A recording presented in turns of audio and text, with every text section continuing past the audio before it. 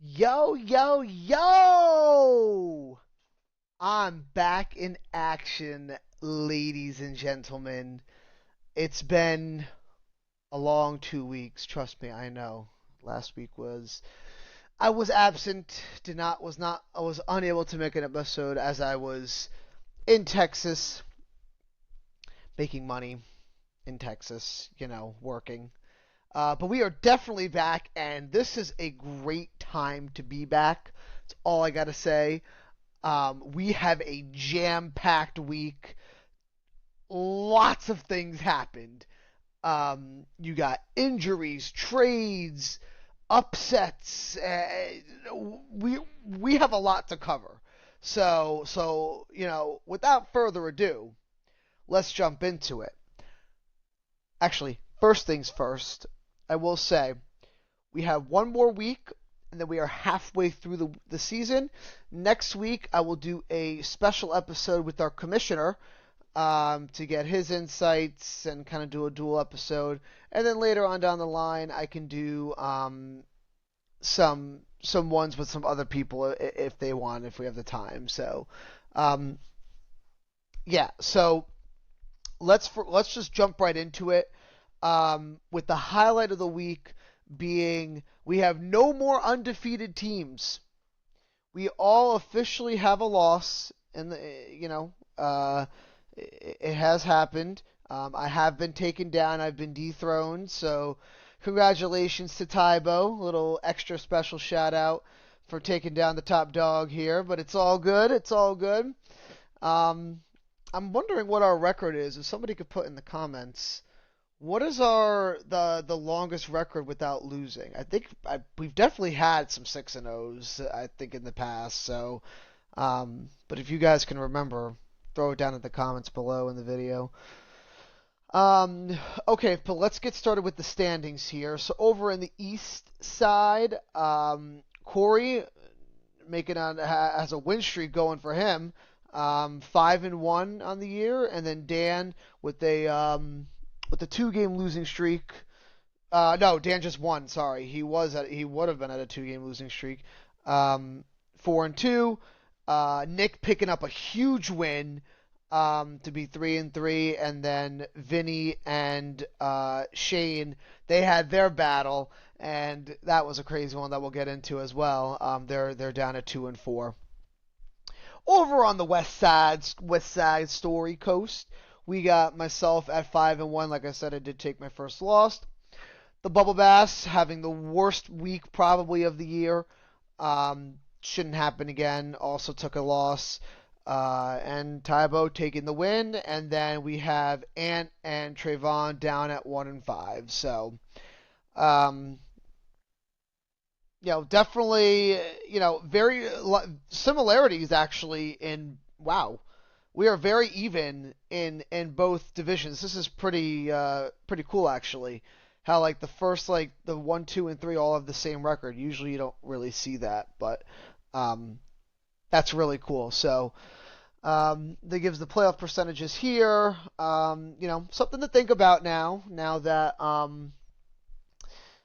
we're getting to the halfway mark of the season. So, now at this point, there's some people that are thinking like, okay, we got to think playoffs now. And there's some that's how a majority of people should be thinking at this point. So, um, you know, uh, Ant and Trayvon definitely have a long way to go. I mean, they're behind 4 games. Well, they're behind. Um, you want to be at that 3-3 mark at this point. So really, they're behind 2 games. So still possible to kind of sneak in. Let's also go down over to the season stats here. Um, so I lead the way with the amount of points scored, 888. And points allowed, the least is Dan, I believe, at 650. So wow, that is pretty crazy. So, and we'll touch more of this next week when we do the halfway mark. But yeah, so let's jump right into the matchups that happened last week. Oh boy, um, that was a crazy week for sure. Um, so let's jump in. So we'll go to the scoreboard in week 6. Okay. Uh, let's start off with definitely my matchup versus versus Tybo. Tybo taking out the big dog here. The undefeated 5-0 is coming in, the hottest team. Um, and he took me down here. So looking at the stats here, the points. What do we got here? Josh Jacobs, man, that guy is a workhorse. 32 points, absolutely phenomenal. Back-to-back games with 30 plus points. So that is Josh Jacobs. That man is a workhorse. Rashad White stepping into a really oh God, I'm gonna excuse me. Rashad White stepping into the backup role for Bucky Irving has performed very well as two. Um, his two starts. So definitely keep Rashad White in the lineup until Bucky comes back because we don't know about Bucky. Apparently they're not giving any word on Bucky. So yeah. And as we predicted, DeAndre Swift with a career year, 25 points for DeAndre. Um, man, there was this play that got him a 55-yard touchdown, and I'm gonna they were at 0. That should have been delay a game. He shouldn't even have gotten this. But yeah, good for DeAndre. Good for the Bears. But of course, he put up his most points this week, so very unfortunate. Over on my side, Jonathan Taylor, by far top 2 back. Him and McCaffrey. Uh, okay, maybe Bijan. All right, he's top 3. He's top 3. Can't say between. I can't really put between 1, 2, and 3. I mean, Bijan's having an incredible year as well. So they're all just respectively top backs. We'll say that. And how about George Pickens, man? He's really stepped in as that role to fill in for CD and has absolutely took advantage of it. He has a great relationship with Dak. He's smiling, enjoying himself. And yeah, it was really really great to see. Pickens performed very well, even against the loss against Carolina. But yeah, um, and then Debo, not what we usually see out of Debo. Only 5 points. He was coming off a heel injury, so I still think even though McLaurin is coming back this week, I mean Debo and Jaden Daniels have had that chemistry, so I shouldn't see any regression really. And how about Baker Mayfield? I mean, listen, we got to talk about Baker Mayfield. He is putting up MVP level numbers. You know, without even Godwin, Egbuka, Evans, he had his top 3 guys out. He still got the win against San Francisco. So Baker is putting up some unbelievable numbers. Shout out to Baker. You got to respect greatness. Tybo would love that. So, yeah. Um, and perfect. So, all in all, congrats, Tybo, on your win. You put up big points, too. So, good for you. All right, moving on to let's go to our quote-unquote nail-biter of the week, which was Shane taking on Vinny. Yeah, this one was a rough one. Drake London, of course, having a career game, literally a career game, I think. He had 10 catches for 158 yards and a touchdown. I genuinely think that was a career year for him, a career game. So, a little rough there. I think it was going in. Uh, Shane was up by a certain amount of points. He still had Josh Allen, whereas Vinny had London and Buffalo. And remember what I always say? A star receiver and then a defense, it just essentially cancels out. You don't do that. Well, I guess it didn't really matter. Some instances it doesn't matter. This was definitely a weaker performance by Josh Allen. He did throw a pick. Um, he did throw a pick last game. Actually, the last 3 games, if you look here, he's thrown a total of 4 picks. So definitely, um, not, he still puts up decent numbers, but, lately he's had a little bit of struggle compared to what he's had in the beginning of the season. Um, but that is Josh Allen. He does tend to throw some picks. Um, but a lot of times it's not really his fault. A lot of times it's bouncing off the receiver into the hands of the defender. Um, yeah, a weak performance here by the running backs, Brees Hall and Javante. Um, you know, Jets are just brutal, man. 0-6. You really can't say anything about that at this point. And with the injury to Garrett Wilson now, another that's a big injury. Um, at this point, I think Brees is probably the only starter you can really have on a team. Maybe Justin Fields. He still puts up good numbers even though they suck. So, yeah. Javante, his worst performance yet this year. They were trying to keep up with Carolina, and because Carolina it was like score, score, score, score, score, pretty much. So, Tyler Warren, I told you he's the number 2 tight end right now. I told you from the beginning he was going to have a top 5 season, and look at him, number 2. So he is absolutely Daniel Jones' favorite target. But I know we appreciate Tyler Warren, but how about the Colts? You have to give respect to greatness. And let me tell you something, man. What Daniel Jones is doing with the Colts is truly incredible. Um, it truly goes to show that it really was the system that Daniel Jones was part of. He is absolutely blossoming in Indianapolis. They call him Indiana Jones. I gotta respect the Colts, but I did not expect this.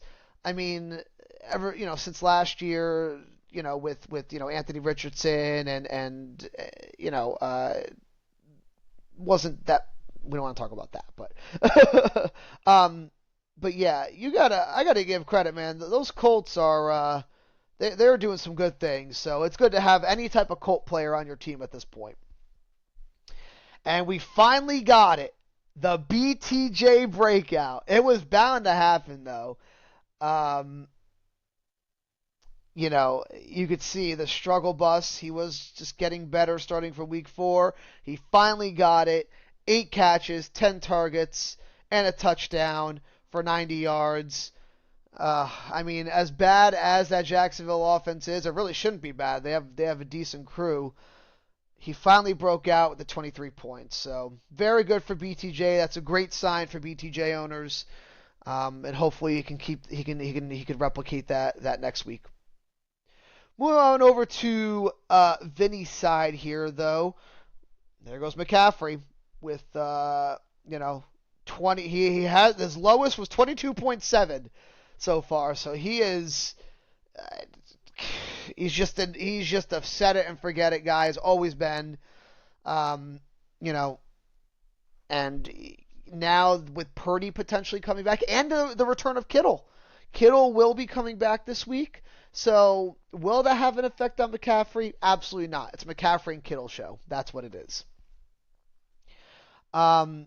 This is just one of those strange years for Philly. It seems like the only fantasy relevant player for Philly is Jalen Hurts. And uh, it's so strange, actually. I mean, granted, he's had 17, 17, 17, but this isn't like Saquon was putting up like 20 plus, almost like McCaffrey numbers last year. So this is a little unusual for him. AJ Brown, Devontae not really getting the ball. Goddard as well has put up some big, ranked 4 in the tight end. He's had some big games recently. So really, it's the Hurts and Goddard. Um, but so it's a little strange for how well Philly's doing, but nothing to fear. They're still a great team. Hate to say those words, but they are. Waddle is fitting in very well with Tyreek out as the wide receiver one. 23 points last week, 15.82 points this week. He's getting pretty good amount of targets. For as bad as Miami is, he's definitely, him and Achane are the only two guys you can really trust at this point. So great week for Vinny. Big win that he needed, and I think he might realize that the way Drake May has been playing, I think that might be his new starter next week, but we'll see. And looking at the bench, Shane gets CD back. So that's a big help to his wide receiver core here, and we'll talk about, once we finish, we'll talk about some of the trades that were made. Getting CD back is absolutely huge.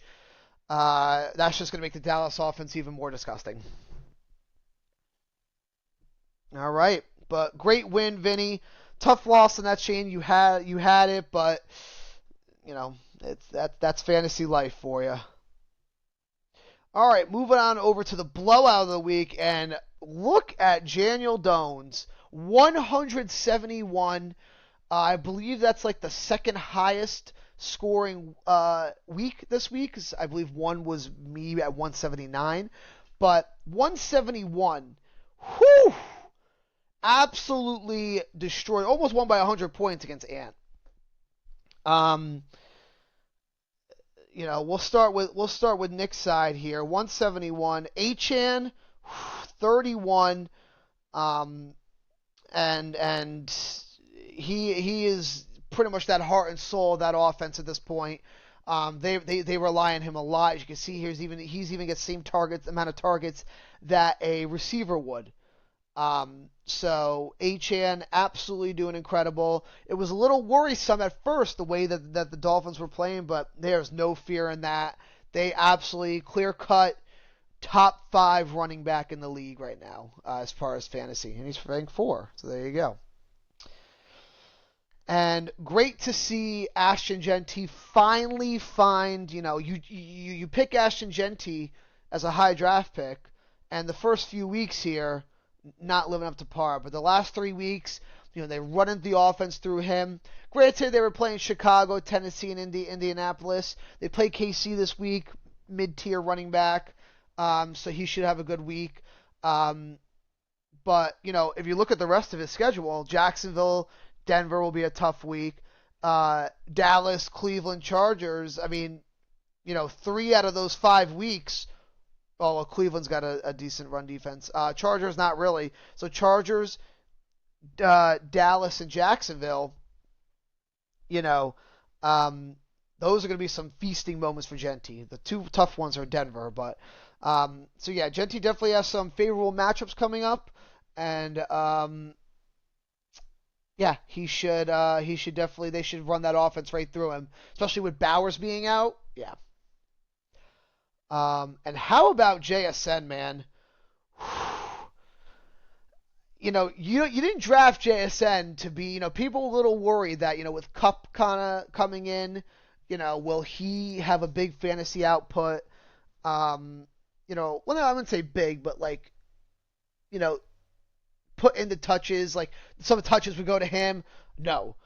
This is clearly, I have to say, is one of the top duos in the NFL right now between Darnold and JSN. Whew! He is feeding him like a mofo, all right? Like, look at this. 13 targets. That's 2 weeks he's had 13 targets. He had 10 target. 9 targets. I mean, he has dropped, look how many yards. He leads the league right now in receiving yards. So he is absolutely on a tear right now. And, think about it. He was drafted in the 4th round. So, steal of the draft, question mark? You didn't expect him to be a wide receiver 1. But he is performing like a wide receiver 1. Big props to JSN. Very happy. I kind of wish I kept that card now because it probably is worth a lot more. But what a whew, um, 30 points, absolutely amazing. Ladd finally broke out a little bit, 23. Quentin Johnson, I think, might have been hurt or out that game, so it kind of gave Ladd more opportunities. But you can see the last 2 weeks he's kind of put up some progression. So hopefully that really helps out. And what's going on with the Giants? Whew!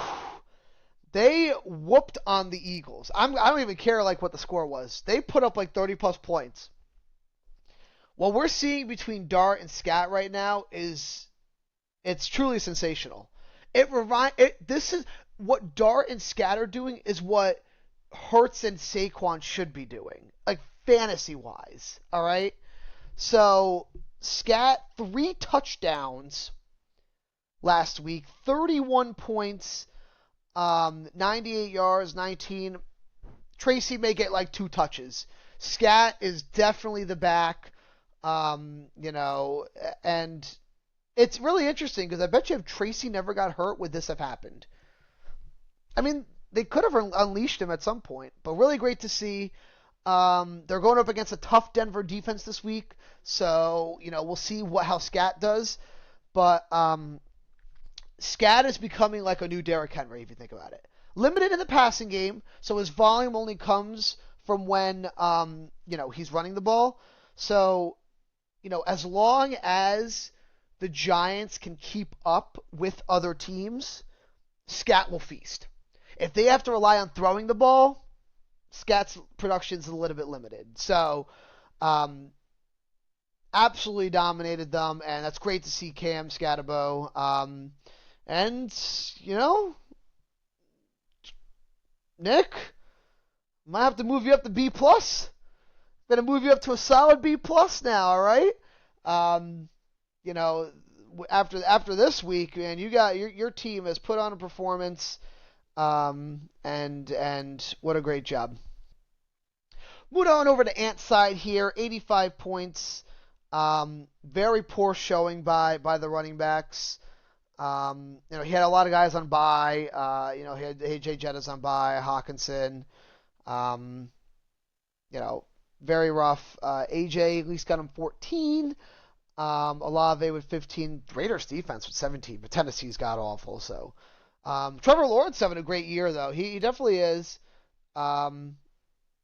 He's decent. In the last few weeks, he's put up some decent numbers.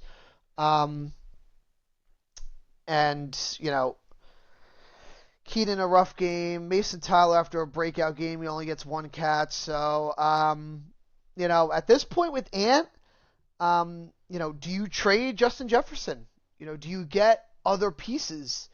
Do you trade Lamar? It's something to think about going forward, in your weeks because we will be approaching, I don't remember when it is, but eventually the trade deadline will come for fantasy. So,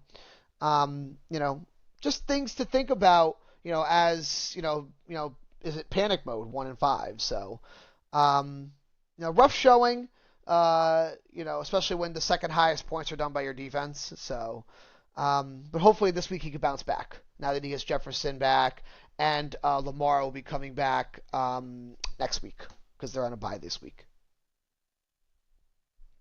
All right, moving on over to the next game, we have Jerking Golf Dan taking on Trayvon. Congrats, Dan, on the win here. Bijan Robinson, highlight of the year, 35 points. 19 carries, 170 yards. He had that 88-yard touchdown or whatever it was. 170 yards. Whew. That is crazy. He's putting up Rico Dowdle numbers here, which we'll get into. But yeah, Bijan, 35. Jaden Daniels had 21. Again, this guy, it's incredible. He had a really bad game. He had 3 touchdowns.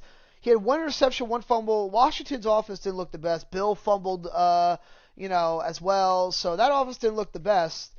But Jaden still put up 21 fantasy points. So still good.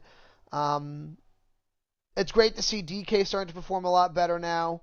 He's finally finding that rapport with Aaron Rodgers. And now he gets a really favorable matchup against Cincinnati.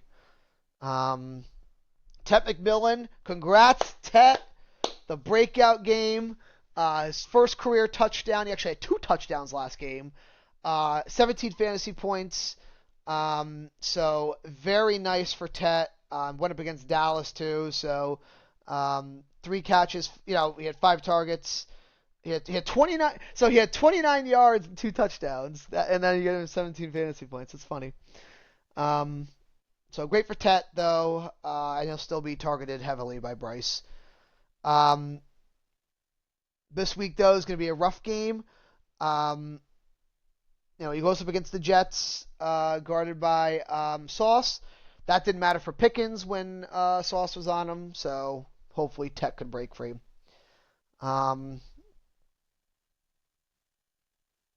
Yeah. And then looking over here on the right-hand side, Trayvon. Jamar Chase. How great is it to see Jamar Chase, though? They did make a trade for Flacco. They made a trade for Flacco, the Bengals, sorry. And it's worked out for Chase at least. So Chase, 12 targets, 10 catches, 94 yards, and a touchdown. Last week he had 2 touchdowns. So I think that window for buying Jamar Chase is slowly dwindling. Hopefully that could be a sign to turn things around for Trayvon here, being 1-5. He didn't even play a tight end. I mean, it really didn't matter anyway because Dan was going to win the matchup even with it. And a little unfortunate for Brock Bowers though, having the year he's having. Just that Raiders offense, besides Genty and Bowers, it's rough. 15, 8, 9, 9. Not used to what we're seeing for Bowers. He's got I think, does he have a bye week this week? No, next week's got a bye. He's out this week too, week 7. So, hopefully we'll get a replacement tight end for Trey. But good news is Rashee Rice does return. And that is going to be a boost to the Chiefs' offense. And I'm sure Patty will love to feed him. So that is at least some positive news for Trayvon that he gets Rashee Rice. He's held on to him this whole time. So let him feast, baby. They said 1 + 4 = 5, I think they tweeted out. And then Rashee also tweeted out, everybody got to eat. So I think that's a good sign. He's healthy, ready to go. So congrats, Dan, on a very dominant victory there. 63-point win. But Trayvon, play those lottery numbers, 7676. Moving on over to our final matchup of the week. It was Corey taking on BMAC. BMAC with his worst performance of the year this year. And Corey putting up usually about the same amount of numbers anyway as is. Patty Mahomes right now is on a tear, and now that he gets Rashee Rice, oh boy, it only makes it even better for him. But look at these numbers. He is making a case for MVP again. Just got to say that. Yeah. So very nice to see. James Cook, 2 back-to-back fantasy duds. Don't worry about it. He's on a bye this week. He'll get up from the bye. Carolina, KC. The Bills haven't, they lost 2 in a row, so is it a little concerning for the Bills? But very unfortunate injury here that had happened. Puka Nacua out. Out for the game, essentially. He had a high ankle sprain. It's a big hit to fantasy purposes for Corey. Absolute clear number 1 wide receiver right now. You can see these numbers here that he's been putting up. and absolutely Matthew Stafford's favorite target. This now makes Devontae Adams the number one for now. They have a bye week next week, so I'm assuming he'll come back week 9.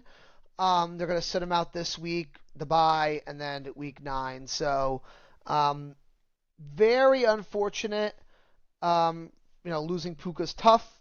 But looking at the other stats here, how about Rico Dowdle? Rico Dowdle, man, look at these numbers: 183 yards against us, 206 rushing yards against Miami.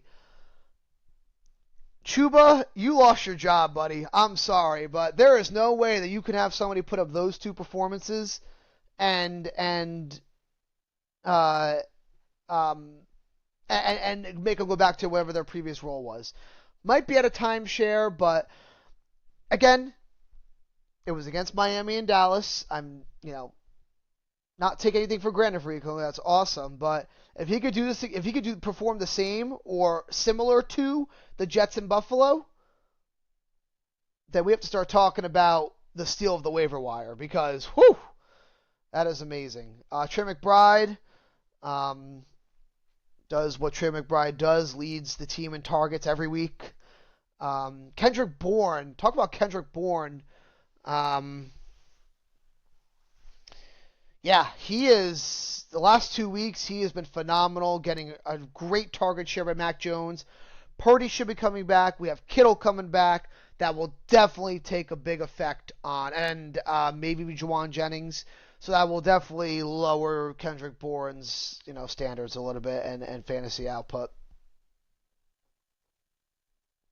Moving on over to the Bubble Bass side here. Like I said, Jalen Hurts, pretty much irrelevant fantasy player here. It's ranked 4, so he's still up there, still a starter. It's just that team is just strange right now. Gibbs, a weird performance for Gibbs. Definitely out-carried Montgomery in touches. And one thing to note, the coach said that they will start giving Monty more touches. So it will be now more of a split back work. And honestly, it worked last year. You have to think about it. When Monty was the rusher, the lead rusher, he performed well and Gibbs still performed well. Now, granted, they don't have Ben Johnson, but doesn't matter. Gibbs is more, he's not the one that'll get you, he does the big explosive plays. All right? I wouldn't say you could put Gibbs as a lead back. He's just too small, Put Monty as your early down back. In desperate situations where you need explosive plays, absolutely use Gibbs. But really, Monty should be that lead back because he's got, he averages like 5 or 6 yards a carry. So, unless they want to develop him into like a Bijan role. But no, Gibbs, you're still starting him though. There's that was just one bad game. You're still starting him. Quinshaw Junkins, this offense only goes he only plays well as far as the offense goes. They have definitely a favorable matchup this week against Miami. It's just the Browns' offense is just so brutal, so it kind of limits Judkins' ceiling a little bit. But still good. And unfortunately, another injury we have to talk about is Emeka Egbuka, probably one of the favorites for Rookie of the Year at this point. Suffered a ankle injury there. I believe it was ankle. Hamstring injury. It's possible that they keep him out until after the bye, maybe week 10. It would just make sense, that you have 2 weeks left, then you have your bye week, and then week 10. So maybe a week 10 return for Egbuka, but that definitely will hurt BMAC's a wide receiver core here. So we'll see what he does to replace that. Alrighty. Well, everyone, that was the matchups of the week. Let's now move on to the waiver wire um, and talk about also these trades that happened. So before we get into the waiver wire, let's talk about these trades. So, the first trade we had was there was a trade between Corey and Shane. Shane traded Brees Hall for Nico Collins. I would say definitely a I would say a fair trade, um, because really for both parties I would say, because Corey has been dying to get an RB2 for like God knows how long. So now he has an RB2. The wide receiver Nico Collins, I would say, um, for Shane, definitely helps. I mean, not that he needs like a wide receiver core. I mean, it really just solidifies like a going like flex position really for him, especially because he has CD and BTJ. So now he really has a flex spot for those guys, and any like benches, and also like with him having Worthy as well. Because we don't know how an impact Rashee Rice will have. That could affect Worthy. Um, so I see the vision. So good trade there, though. It helps out both teams, obviously. A bonus to both.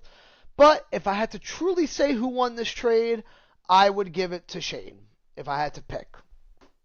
Yeah. And then another trade we had here was, not as hyped as this one. We had a Tony Pollard for Stephon Diggs. So that was between Shane and Trayvon. Trayvon gave up Tony Pollard, and Shane gave up Stephon Diggs.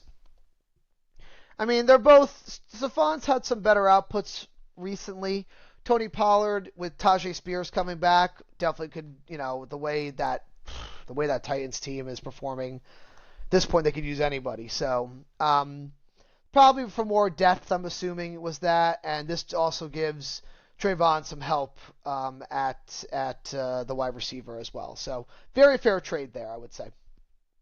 So, big moves there made by Shane.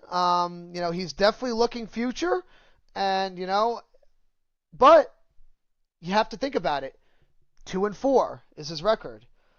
Did he make it at the right time, or has the damage been done? Well, we're gonna find out. So we'll find out in the next couple weeks. So, but I still love the moves. Awesome job. Most trades we had in the season so far, like in all of our previous years. Okay, moving on to our waiver ads here. Kamani Vidal. And I give a sigh because I picked up the wrong one last week. I had picked up Hassan Haskins thinking that they said that he was going to be the back. And then Kamani broke out. So Ant picks up Kamani Vidal. And he exploded last week here. 22 fantasy points. And yeah, absolutely had a breakout week last week. So he'll definitely be the running back going forward for them. And then some defensive pickups. I had picked up Bam Knight as well, just because, they're part of a committee with Michael Carter, but, I saw Bam get a lot more work. He's moving more explosive back. So we'll see, just for a little bit of depth. Ant was very active in the waiver wire. He also picked up C.J. Stroud and dropped Trevor Lawrence. Oh, so Trevor Lawrence has been dropped and picked up C.J. Stroud. With Lamar being on a bye, makes sense. They're going up against Seattle, so not many quarterbacks really left on that market. So it's probably the best you're going to get. Corey picked up Tez Johnson. Tez Johnson had a pretty good week last week.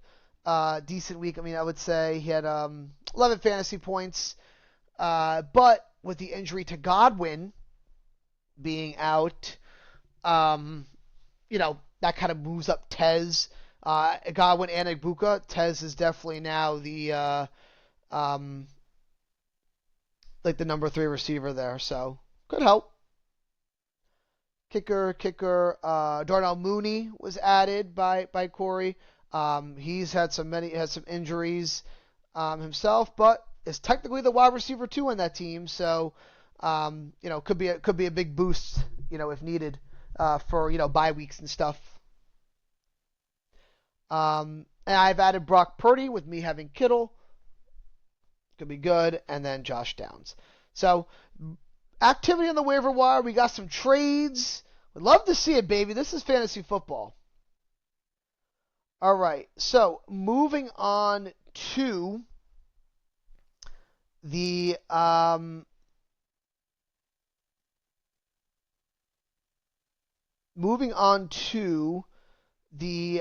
week 7 matchups here.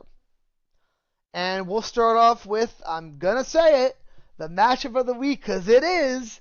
It's between BMAC and I, us being in the same division, me being first by 1 game. It's a 1-game piece, so we could have the same record by the end of this week. So let's take a look here at the matchup. So starting off here, Devontae. Him having Devontae being the number 1 receiver, going to be heavily targeted against Jacksonville. He should feast. Not worried, that's a definite. Some really good matchups here. Judkins against Miami. Jameson Williams due to the injury of Egbuka, which is very unfortunate. He had a great game last week, but obviously still like the number 2 or 3 receiver on that team if you count Laporta. And then Kamara against Chicago. So he's got some favorable matchups here. The question is, can they outperform? Or can they perform? Over going to my side here, we have the return of George Kittle. This is a big boost to the 49ers offense. He's the fact that you have the number 1 and the top 3 tight ends in the league, starting as tight end and flex, goes to show. And who knows what'll happen? Maybe some trades will happen. We'll see. But Jonathan Taylor, Baker going to against Detroit. As much as I hate to say it, I favor on this one, even though they're giving me a 55% chance to win. I really like the matchups for the Bubble Bass. The matchups are great. Debo against Dallas, Kyrie against Jacksonville. It's pretty even, but I feel like I want to give it to BMAC a little bit, though. I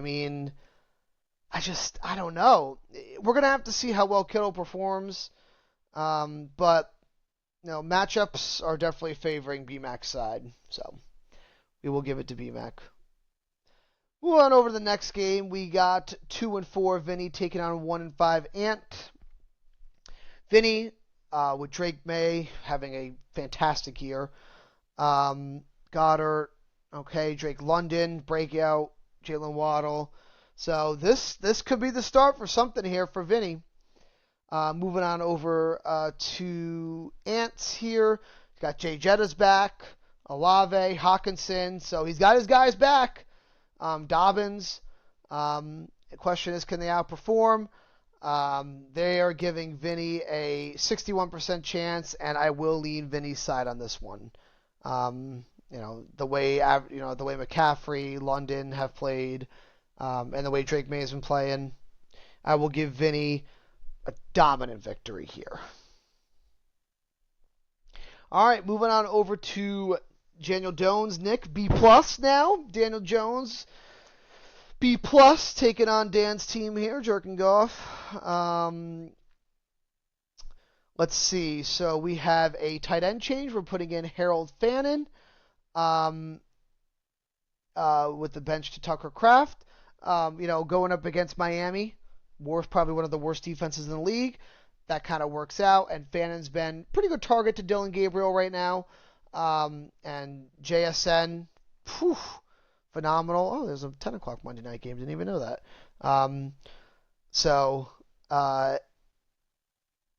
Yeah. Achan against Cleveland. Whew, those are some good matchups there. Cam against Denver. Be weary about that one, but you're still starting Cam. Going over to Dan's side, Bijan, and then Kenneth Gainwell because Bucky is doubtful, so he does have to put in Kenneth Gainwell, which is okay because Gainwell is performing absolutely amazing. They still have Jalen Warren there as kind of a committee, but Gainwell I think is playing a lot better um, than Warren. Metcalf will feast against Cincinnati. He should have a great game against Cincinnati. Tet against the Jets. This is definitely pretty even, but I think I want to lean. They're saying it's even, but I want to lean Nick's side here. Um, I think with the way JSN and Genti and Achan, those are like your big three right there. Nick definitely. I'm leaning Nick's side here. To be, it could be close, but we're going to see what happens. But I will lead Nick. All right, Trayvon take it on Tybo here. 1-5 take it on 3-3. With the return of Rashee Rice and Jamar Chase, this could be the stepping stone for Trayvon to kind of like make a last minute run here. Brock Bowers is out, so let's see if he picked up another tight end. He did not, so we'll see if he does decide to change that. Other words, let's see here. Moving on. So Chase Brown has just been struggling all year, really. Not the same. With Joe Burrow being out, it's really rough. So, moving on over to, he will also need to replace his kicker as well. So, total points 87. I think he still has to adjust his lineup a little bit. So, it's not set yet. Moving on over to Tybo's side here. Josh Jacobs against Arizona Amon-Ra. Sterling Shepard will be a decent play here. And then you got Swift, Laporta. I believe Evans is coming back, so we might have a lineup adjustment, but not sure unless he's worried about Evans sitting. So for now, this is the lineup, and at this point, I'm definitely going to lead over to Tybo's side. So, but best of luck, gentlemen. Lineups aren't fully set. And now, definitely an intriguing matchup here in the East with Corey and Shane, the ones who just had trades with each other, taking on each other here. CD coming back. That is absolutely massive. You have BTJ, and then Nico Collins. Those are some pretty good receivers there. Javonte, and talk about Bill Krosky Merritt here. Whew, he should, sadly enough to say, should feast against my Cowboys. Last week, 17 carries, 61 yards. It was just a bad Commanders team. The hype is there for Bill, so he better pay off. And then you got Javonte. The worst game last week, but I think we have a bounce back week. He does have Josh Allen on a bye, so he's throwing in Caleb Williams, which is great. But this is going to be a pretty good matchup. I'm not going to lie. I mean, with the loss to Puka, James Cook on a bye, definitely hurts Corey. But you still got Patty Mahomes. You got Rico. Brees against Carolina should be good. With Kendrick Bourne, we're gonna see what happens here. I mean, he's been playing the last two games great, but with Kittle coming back and maybe Jennings getting healthy, Ayuk should come back next month. That'll be tough. I'm definitely going to lean over to Shane's side, but I have to say this is probably one of our matchups that will be close. It's going to be close. I mean, Corey is 5-1, but this is going to be huge for Shane if he gets the win, picks up a game on Corey. So we will see what happens here. But awesome, awesome, awesome, everyone. It's been a great year so far for everyone. Everyone's had some ups and downs. Injuries have been huge. It's probably the most crazy amount of injuries we've ever seen. And then with Garrett Wilson being out. So this past week we had Garrett Wilson, we had Ibuka, Puka, Ibuka, Puka. Um, uh, I mean, those are like your major three, I would say. Um, so but other guys are stepping up. So, but all right, guys, thank you all so very much for tuning in. This is probably an extra long episode just because it was just a jam-packed week. I wanted to get everything in. So everyone, I hope you enjoyed this, and next week we'll have the special guest Dan come in. And I hope everybody has a great rest of their week. And good luck to everyone. Got some big matchups. Enjoy some good football. And we'll see everybody next week. Kenny's Corner out. Peace.